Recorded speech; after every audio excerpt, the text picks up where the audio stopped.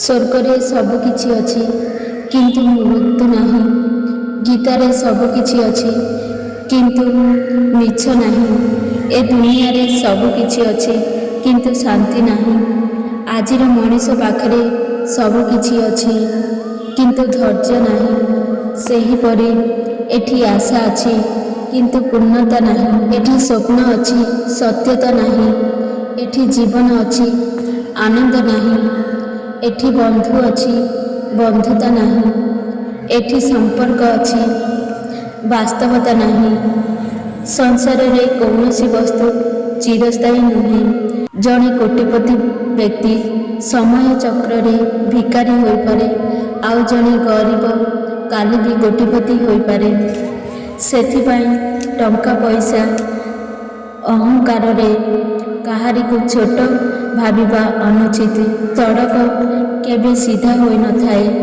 କିଛି ସମୟ ଚାଲିବା ପରେ ମୋଡ଼ ନିଶ୍ଚିତ ଆସିଥାଏ।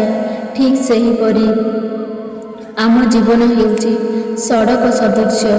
ବାସ୍ ଧୈର୍ଯ୍ୟର ସହ ଚାଲିବା ଆବଶ୍ୟକ। ଭଲ ସମୟ ନିଶ୍ଚୟ ଆସିବ।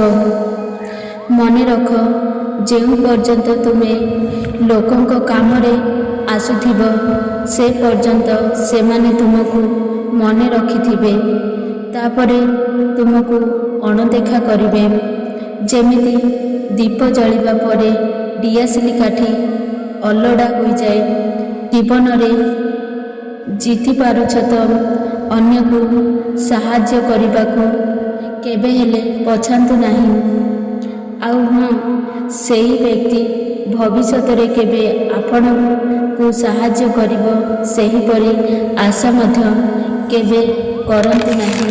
ଆମେ ଅନ୍ୟର ବିପଦ ସମୟରେ ସାହାଯ୍ୟ କରିଥିଲେ କେହି ନା କେହି ଆମ ବିପଦ ସମୟରେ ସାହାଯ୍ୟ ପାଇଁ ନିଶ୍ଚୟ ଆସିବ।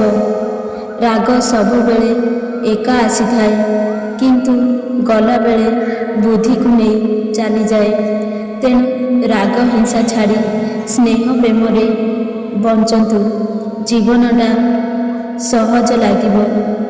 ଶରୀରକୁ ଯେପରି ଜଳ ଦ୍ୱାରା ପବିତ୍ର କରାଯାଏ, ସେମିତି ମନକୁ ସତ୍ୟ ଦ୍ୱାରା, ବୁଦ୍ଧିକୁ ଜ୍ଞାନ ଦ୍ୱାରା ଏବଂ ଆତ୍ମାକୁ ଧର୍ମ ଦ୍ୱାରା ପବିତ୍ର କରାଯାଏ। ଭୁଲ ଜୀବନର ଗୋଟିଏ ପୃଷ୍ଠା ଅଟେ। ସମ୍ପର୍କ ଗୋଟିଏ ବହି। ଯଦି ଦରକାର ପଡ଼େ ଭୁଲ ପୃଷ୍ଠାଟିକୁ ଚିରି ଦିଅନ୍ତୁ, କିନ୍ତୁ ଗୋଟିଏ ପୃଷ୍ଠା ପାଇଁ ପୂରା ବହିଟିକୁ ନିଜ ଜୀବନରୁ ଦୂରାନ୍ତୁ ନାହିଁ। ଜୀବନଟା ବହୁତ ସୁନ୍ଦର। ଏହାକୁ ଅଧିକ ସୁନ୍ଦର କରିବାକୁ ଚେଷ୍ଟା କରନ୍ତୁ। ବ୍ୟବହାର ଏମିତି କରନ୍ତୁ ଯେମିତି ଅନ୍ୟକୁ କଷ୍ଟ ନ ହୁଏ। ହୃଦୟକୁ ଏମିତି ରଖନ୍ତୁ ଯେମିତି ଦୁଃଖ ନ ଲାଗେ।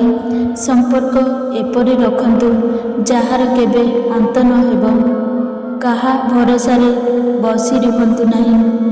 କାହା ଗୋଡ଼ ତଳେ ପଡ଼ି ସଫଳ ହେବା ବଦଳରେ ନିଜ ଗୋଡ଼ରେ ଚାଲି ସଫଳ ହାସଲ କରନ୍ତୁ। ଯାହା ମନରେ ପବିତ୍ର ଥାଏ ସେ ଈଶ୍ୱର ନ ବୁଝିଲେ ମଧ୍ୟ ଈଶ୍ୱରଙ୍କ କୃପା ସାଥିରେ ଥାଏ।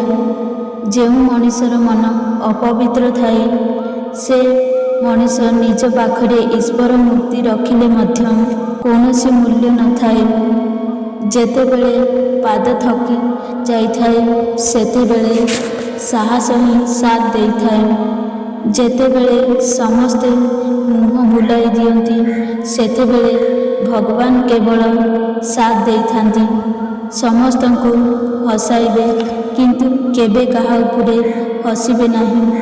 ସମସ୍ତ ଦୁଃଖ ଶୁଣିବେ କିନ୍ତୁ କେବେ କାହାକୁ ଦୁଃଖୀ କରାଇବେ ନାହିଁ।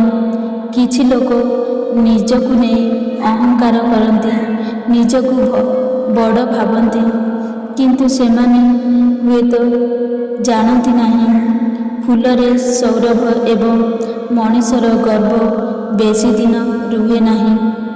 ଯଦି ସତରେ ଲାଇଫକୁ ବଦଳାଇବାକୁ ଚାହୁଁଛନ୍ତି ତାହେଲେ ପ୍ରଥମେ ନିଜ ମାଇଣ୍ଡକୁ ବଦଳାନ୍ତୁ।